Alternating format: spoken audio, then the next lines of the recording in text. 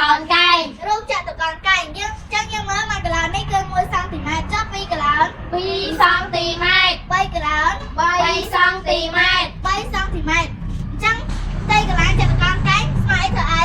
ស្មើបណ្ដោយគុណតតឹងស្មើបណ្ដោយគុណតតឹងអញ្ចឹងបណ្ដោយរបស់យើងប្រហែលសង់ទីម៉ែត្រ3សង់ទីម៉ែត្រ3សង់ទីម៉ែត្រម៉ែត្រតតឹង2សង់ទីម៉ែត្រ2សង់ទីម៉ែត្រអញ្ចឹងយើងបាន3គុណនឹង2 3 2ដង6ស្មើនឹង6សង់ទីម៉ែត្រការរេយើងចូលខរូបអីរូបការ៉េរូបការ៉េអញ្ចឹងមួយកន្លងរបស់វាគឺ1សង់ទីម៉ែត្រម៉ែត្រចុះ3កន្លង3សង់ទីម៉ែត្រ3សង់ទីម៉ែត្រអញ្ចឹងកន្លែងនេះក៏3សង់ទីម៉ែត្រដែរព្រោះជ្រុងការ៉េស្មើគ្នា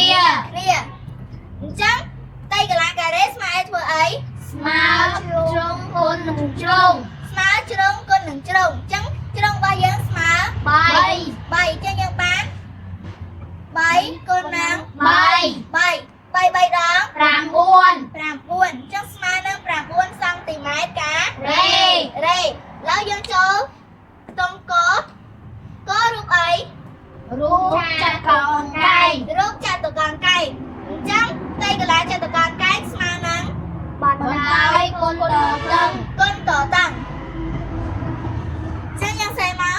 បណ្ដោយគុណតតឹងអញ្ចឹងផ្ទៃកន្លែងគឺតាំងដោយអក្សរស្មើនឹងបណ្ដោយតាំងដោយអក្សរតូចគុណនឹងបតូចចឹងស្មើ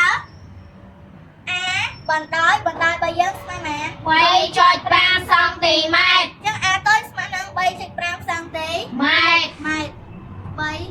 3.5គុណនឹងតូចគឺតតឹងរបស់យើងគឺ2.5សង់ទីម៉ែត្រ2.5សង់ទីម៉ែត្រចឹងនាំឲ្យស្មើនឹងចឹងយើងគុណមក3.5គុណនឹង2.5 5ដង25តែលេខ5ត្រូវទៅ2 5 3ដង15ពុក2 17 2 5ដង10តែលេខ0ត្រូវទៅ1 2 3ដង6ពុក1 7 យើងបុកមក5ទម្លាក់7ពុក0 7 1ពុក7 8យើងរាប់ចុចមក1 2ចឹងស្មើមែនស្មើ8.75សង់ទីម៉ែត្រការ៉េ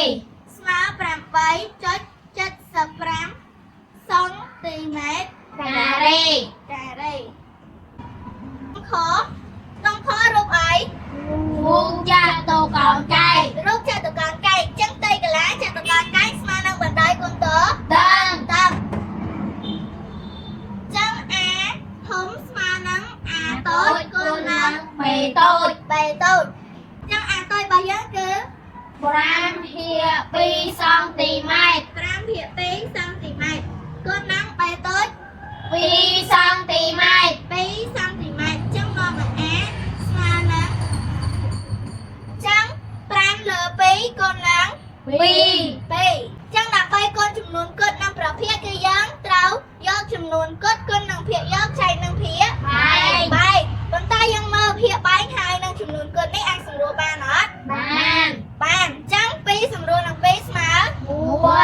ចឹងនៅសល់លេខមែន5នៅសល់លេខ5ចឹងស្មើនឹង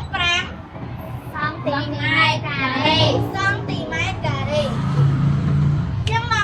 ស្មើនឹង5សង់ទីម៉ែត្រការ៉េឥឡូវយើងចូលចំណុចង